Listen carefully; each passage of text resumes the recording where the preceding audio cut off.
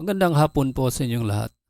Narito na po ang resulta ng 2 p.m. draw ngayong April 26, 2026 para sa mga games na 3D Lotto at 2D Lotto. Kung bago ka pa lang sa aking channel, pwede kang mag-like, share, at subscribe para updated kayo sa mga PCSO lottery results araw-araw. Para sa 2 p.m. draw ng 2D Lotto, ito po ang mga winning numbers. 4 and 13 in exact order.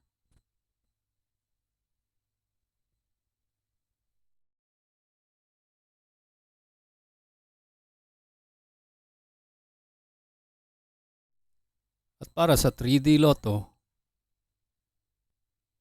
8, 2, and 4 in exact order.